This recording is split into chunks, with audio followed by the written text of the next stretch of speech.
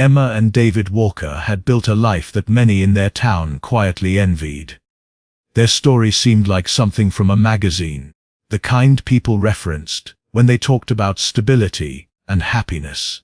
They had been high school sweethearts who never wavered in their devotion, moving seamlessly from teenage dreams into adult commitments. Their wedding had been the kind of event that lingered in people's memories, full of laughter, warmth, and promises spoken beneath a bright summer sky.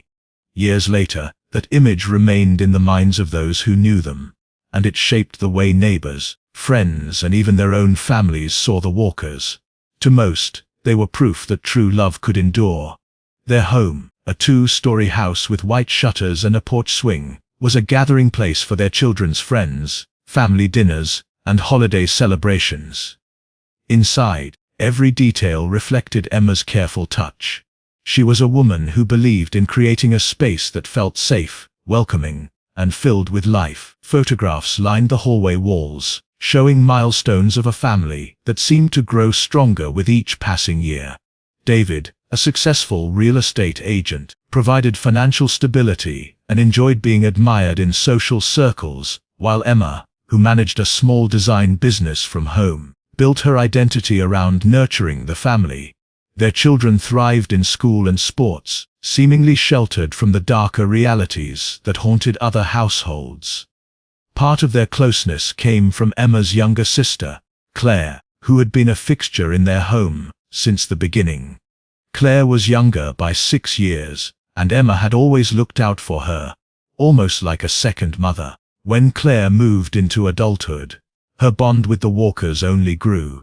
She often stopped by after work to spend time with her niece and nephew, sometimes staying for dinner, movie nights, or just idle conversation. For Emma, this closeness was natural. Family was the cornerstone of her world, and she trusted her sister implicitly. David, too, seemed fond of Claire, treating her like an extension of their household. To anyone on the outside, this dynamic looked like the definition of a strong family unit. Life, however, has a way of hiding fractures beneath polished surfaces. As the months passed, Emma began to notice changes in David, though they were small at first. He had always been attentive and steadied, but lately he seemed distracted, often preoccupied with his phone or stepping away to take calls in another room. His smile, once easy and genuine, carried a heaviness that Emma could not quite define. She wondered if it was stress from work, or perhaps the exhaustion that came with constant demands, but she never pressed him too hard. Trust was her guiding principle, and she refused to let suspicion poison her marriage. There were other signs, subtle enough to dismiss in the moment, but clearer in hindsight.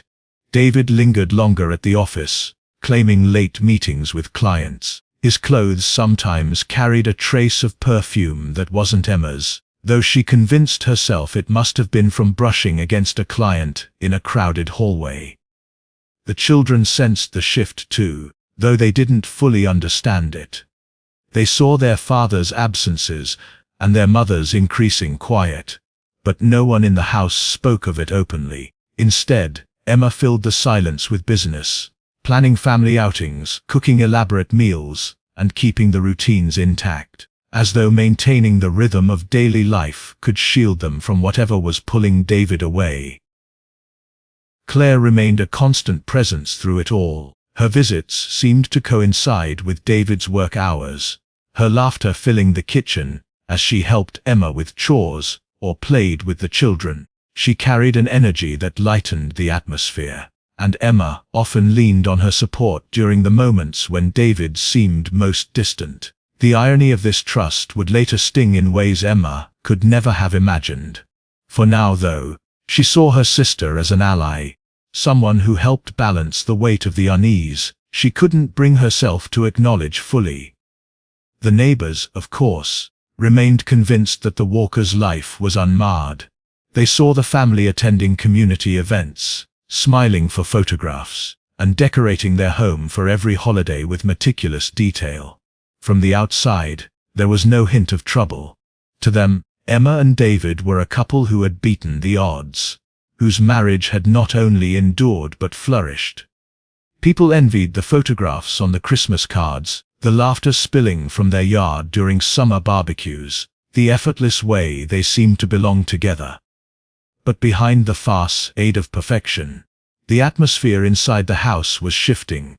Emma felt it late at night when she lay awake in bed, staring at the ceiling while David scrolled silently through his phone. She felt it in the way his touch had become mechanical, his attention fleeting. She began to notice the quiet gaps in their conversations, the words that once came easily now replaced by shallow exchanges. There were moments when she wanted to ask outright what had changed, but each time she silenced herself, afraid of what the answer might be. The foundation of their marriage, built on years of trust and shared history, was beginning to crumble. Emma didn't yet know the depth of the betrayal waiting to surface, nor did she understand how devastating the truth would be. For the moment, she told herself that every marriage faced seasons of struggle, that this was simply a rough patch they would overcome. She clung to the belief that the life they had built was too strong to fracture. Yet deep down, a quiet unease was taking root, one that would soon grow into a storm that none of them could escape. Emma's world began to shift the night she reached for David's phone, something she had never done in all their years together. It was not an act of suspicion at first but of habit. His phone buzzed late into the evening, while he was in the shower, and without thinking, she picked it up to silence the sound. What she saw on the screen froze her in place. Messages glowed back at her, private words filled with intimacy and longing. They were not meant for her. They belonged to someone else. The name on the screen was one she trusted completely, a name that struck her like a knife. Claire. Emma scrolled through the chain of conversations, her hands trembling. The words were undeniable. They spoke of stolen moments, secret meetings, and emotions that ran deeper than a careless fling. It wasn't just desire, it was affection, closeness, and familiarity. Every sentence shattered the image she had of her sister. Every word rewrote her understanding of her marriage. By the time David stepped out of the bathroom, Emma had set the phone back down, her expression blank. She did not confront him that night. She simply lay in bed, her eyes wide open in the dark, while beside her, David drifted off to sleep. The betrayal consumed her in silence. Days passed, and Emma wore her discovery like an invisible wound. She carried on with her responsibilities, prepared meals, helped her children with their schoolwork, and kept her design business afloat. Yet inside, she was unraveling. She began to replay the past in her mind. Every time Claire had lingered in their home, every laugh she had shared with David, every glance exchanged across the dinner table. Things that once seemed ordinary now carried sinister weight. What had once been gestures of comfort or familiarity now appeared like pieces of a puzzle she wished she had never solved. Rather than confront them, Emma began to observe. She studied David when he left the house, noting the times he returned, the excuses he offered. She noticed how Claire's visits became less frequent, as though she too knew the secrecy could not be hidden forever. The gaps between their interactions seemed carefully constructed, yet Emma could see through the distance. The affair was ongoing. She was certain of it. They were careful now, perhaps sensing that discovery loomed, but the bond between them had not broken. Her emotions shifted daily. At times, her heart ached with sorrow so profound she could hardly breathe. At other moments, rage simmered, hot and blinding, leaving her with thoughts she would have never imagined having before. She tried to push away the darker impulses, reminding herself that she was a mother, that her children depended on her stability. But the betrayal gnawed at her constantly, and the facade of normal life became harder to maintain. The smile she forced in front of her children cracked at the edges. Her voice grew sharp without warning, and nights stretched long with sleeplessness. Emma withdrew from her friends, unable to share the truth. How could she tell anyone that her husband had betrayed her with her own sister? The shame was unbearable, and so she carried it alone. Even her body seemed to bear the weight. She ate less, her clothes hung looser, and her reflection in the mirror looked unfamiliar. Neighbors noticed the change, but assumed it was fatigue or stress.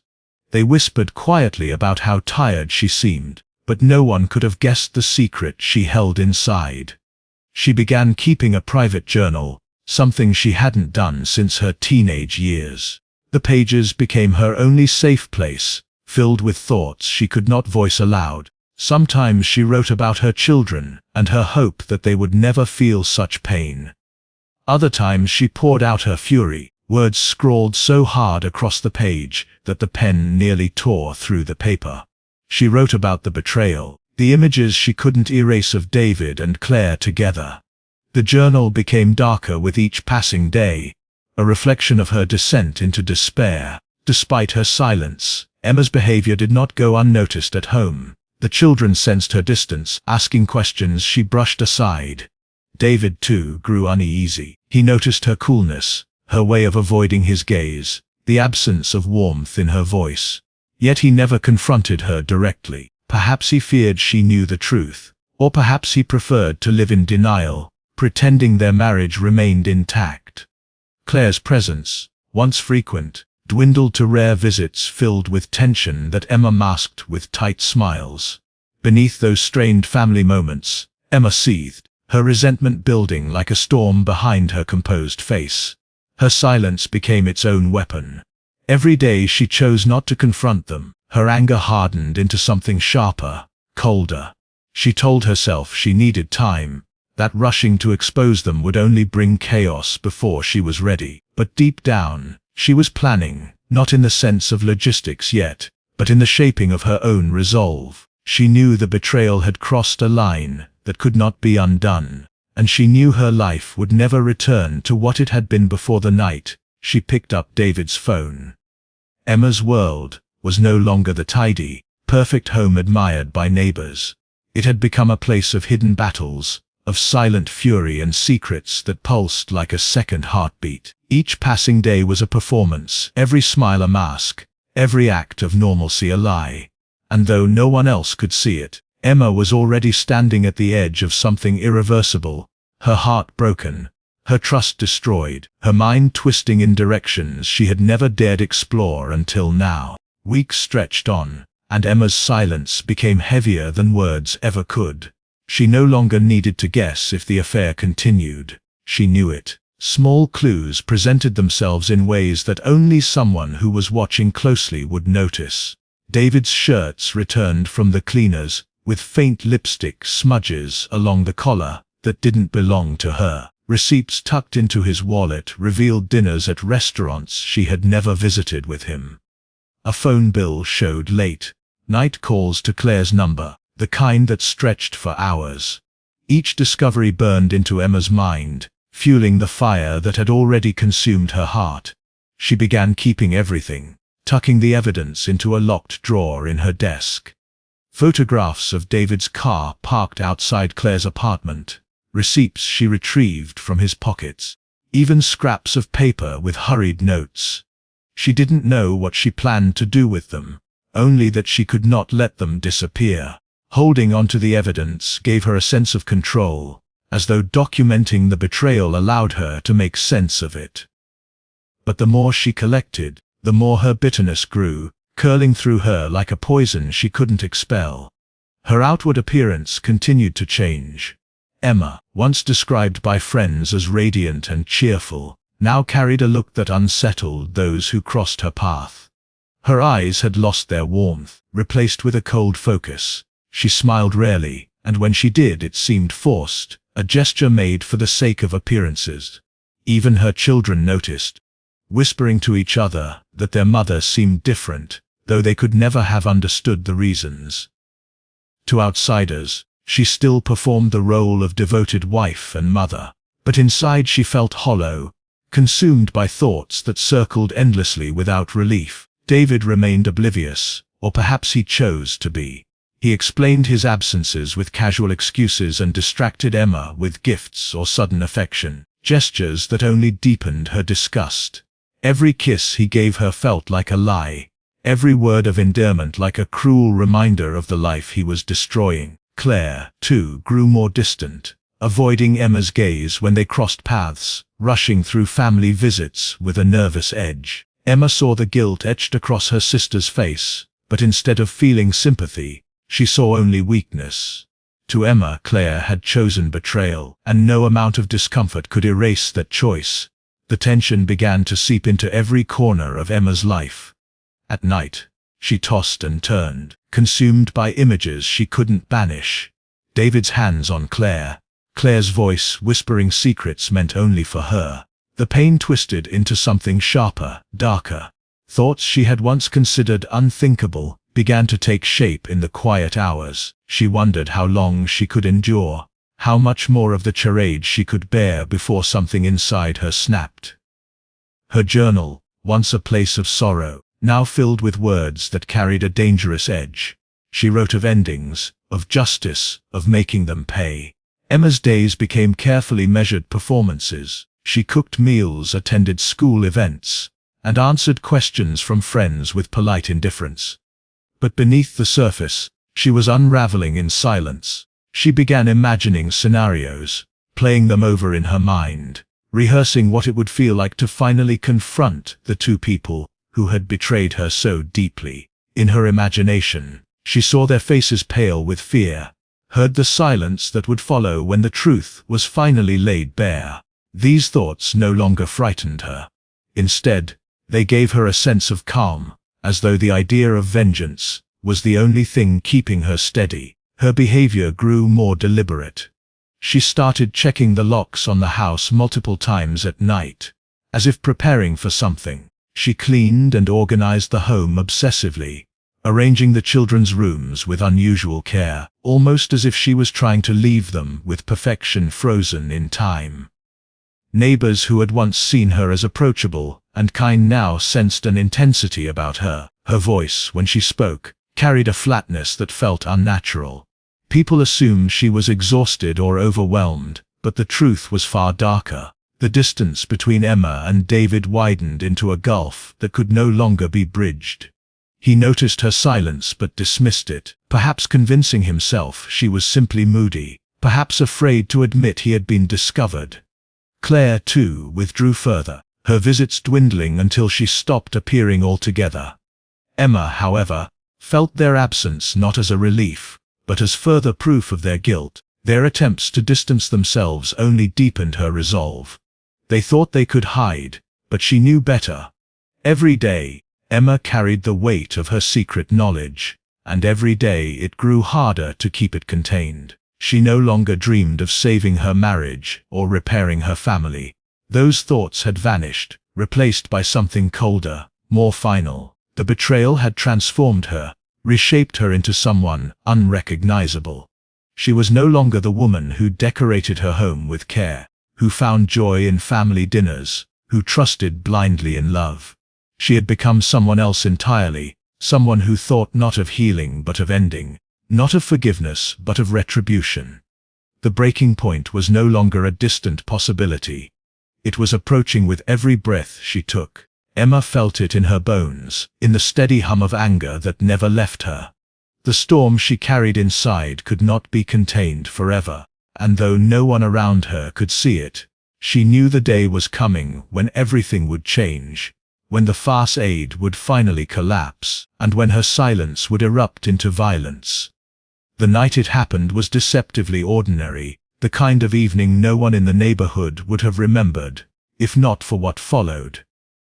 The children had gone to bed early after a long day at school, their laughter fading into the quiet hum of the house.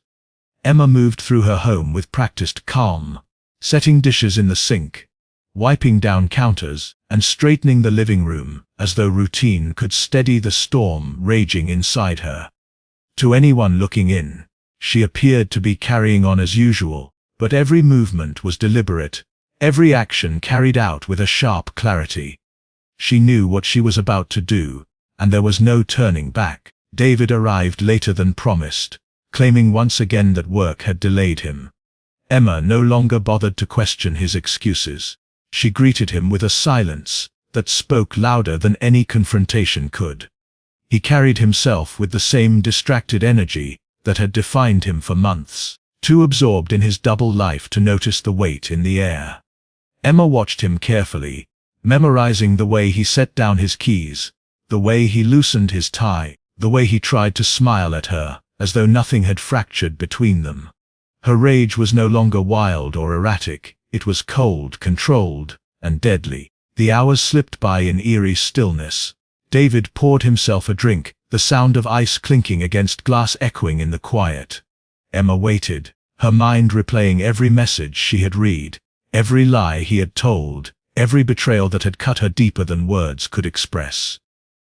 She thought of Claire too, of the sister she had once protected, the sister who had sat at her kitchen table and shared meals with her children, all while carrying on a secret that had destroyed everything.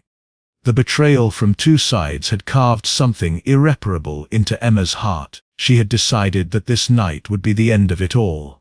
Sometime after midnight, the silence of the neighborhood was shattered. A sharp crack split the air, followed by another, and then another. Neighbors awoke, startled, rushing to their windows in confusion. Some thought the sounds were fireworks, others suspected a car backfiring, but soon the truth became clear. Police sirens pierced the quiet streets, their red and blue lights flooding the windows of houses that moments before had been wrapped in darkness. The Walkers' home, once a picture of peace, was now a scene of horror. Inside, officers discovered the aftermath of Emma's final act. David lay on the floor of the living room, lifeless, a gunshot wound ending his double life in an instant. Emma's body was nearby, the weapon clutched loosely in her hand. She had not hesitated after pulling the trigger on her husband.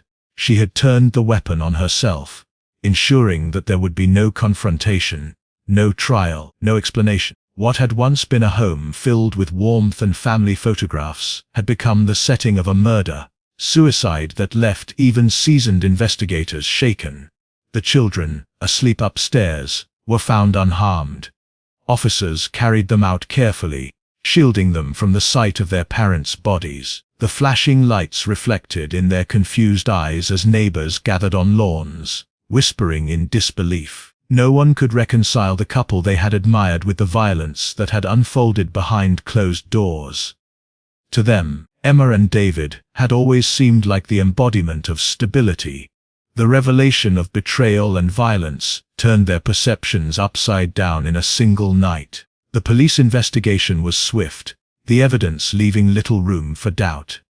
The weapon was registered to Emma, and the trajectory of the shots matched the conclusion that she had killed David before turning the gun on herself. Forensics confirmed the timeline, while the journal found in her desk revealed her descent into despair. Pages filled with heartbreak, rage, and betrayal painted a picture of a woman consumed by emotions too heavy to carry. Investigators pieced together the evidence of the affair, uncovering messages and receipts that linked David and Claire beyond question. The motive was clear, and the sequence of events undeniable. The community recoiled in shock. The Walkers' deaths became the subject of hushed conversations in grocery store aisles and whispered exchanges at church. Neighbors replayed every interaction, wondering how they had missed the signs. Teachers struggled to comfort the children, who were now orphaned by a tragedy that would follow them for the rest of their lives. Even those who barely knew the family felt the weight of what had happened. The violence was not just an event, it was a wound carved into the town itself. For Claire, the fallout was devastating. Though she had not been in the house that night, the guilt pressed down on her with crushing force. She had played a part in unraveling her sister's life, and while she had not pulled the trigger, she could not escape the knowledge that her choices had helped set the stage for what had unfolded. Her disappearance from the community was swift and complete. She left behind her job, her apartment, and the fragments of her reputation, vanishing into another city where no one knew her name. That night marked the end of the Walkers as anyone had known them. The facade of perfection had been stripped away, revealing secrets, betrayal, and a violent end that no one could have predicted. The house stood silent in the weeks that followed, its windows dark, its walls holding the echoes of a family torn apart. The image of flashing lights and police tape lingered in the memories of neighbors, long after the crime scene was cleared. The night of violence had not only claimed 2 lives, it had shattered the illusion of safety, leaving behind questions that could never truly be answered. The tragedy did not end when the police cleared the house, or when the coroner's van pulled away under the cover of darkness. In many ways, it had only begun. The murder-suicide of Emma and David Walker left behind scars that could not be seen but would be felt for years. The children, innocent victims of their parents' choices, became the center of concern. They were placed temporarily with relatives, shielded from the grisly details, but no amount of care could erase the images etched into their young minds. Their home filled with flashing lights, their lives suddenly altered by whispers and tears. Counselors were brought in to help them navigate grief too complex for their age, yet even professionals knew that the trauma of losing both parents in such a violent way would remain like a shadow across their futures. The community struggled to make sense of what had happened. In a town where crime was rare, the Walkers had been a symbol of stability, a family that represented what others aspired to build. The idea that beneath their perfect exterior lay a web of secrets, betrayal, and mounting rage unsettled everyone. Neighbors replayed conversations in their minds, wondering if they had missed signs that Emma was breaking under the weight of her discovery. Some remembered her distant smiles in recent months, her sharper tone when speaking, her sudden absences from community gatherings. Others recalled David's distracted demeanor, his tendency to glance at his phone too often, his hollow attempts at laughter. Yet hindsight only deepened the sense of helplessness. No one had intervened, and now it was too late. The affair between David and Claire emerged as the darkest revelation. News spread quickly, fueling gossip and outrage. Friends of the sisters expressed disbelief, struggling to reconcile Claire's cheerful presence with the betrayal she had committed. Some condemned her outright, calling her the true cause of the tragedy. Others spoke of her as another victim, caught in a situation that spiraled out of control. But Claire herself vanished from the narrative. Unable to face the stares, the judgment, and her own crushing guilt, she left the town entirely. Her apartment was emptied within weeks, her phone disconnected, her social media erased. She became a ghost, a figure spoken of in hushed tones but never seen again. For Emma's family, the grief was layered with shame and unanswered questions. They mourned the loss of a daughter and sister, but they also grappled with the knowledge that she had pulled the trigger. They wondered if they could have prevented it, if reaching out sooner or probing deeper into her distant behavior might have changed the outcome. Instead, they were left with silence, broken only by the journal Emma had left behind. The pages told the story of a woman who had slipped slowly from heartbreak into despair, who had transformed her sorrow into fury, and who had ultimately chosen an irreversible path. Reading her words was like watching someone drown in slow motion, powerless to save her.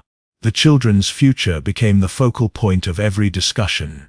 Relatives stepped in to provide stability, yet the absence of their parents loomed over every routine. Bedtime stories were replaced with restless nights. Family meals carried an emptiness that could not be filled. At school, classmates whispered about them, some with pity, others with cruel curiosity. Teachers struggled to treat them like any other children, knowing that their lives would forever be divided into 2 parts, before the tragedy and after. The innocence they had once known was gone, replaced with a reality no child should ever face. The house itself became a symbol of the loss. Once full of warmth, it now stood empty, its windows dark, its porch swing motionless. For weeks after the crime, people drove by slowly, unable to resist looking at the place where the perfect family had come undone. Eventually, the property was listed for sale, but even long after it changed hands, its history lingered.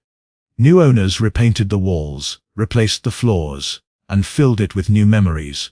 But for many in the community, it would always be the Walker house, the place where betrayal and rage ended in bloodshed.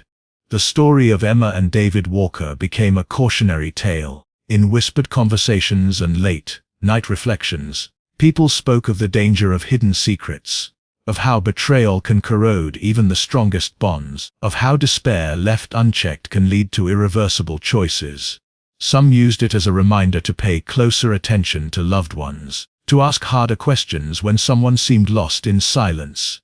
Others carried it as a quiet fear, an acknowledgement that tragedy can strike even in the homes that appear most perfect from the outside. For the children, for Claire, and for everyone who had known the Walkers, life was never the same again. The wounds left behind were not visible, but they were deep. Emma's final act had ended her pain, but it had passed a lifetime of suffering on to those who remained. In the end, the murder-suicide was not only a story of betrayal and vengeance. It was a story of loss that rippled outward, touching countless lives, leaving behind a haunting reminder of how fragile the line between love and destruction can truly be.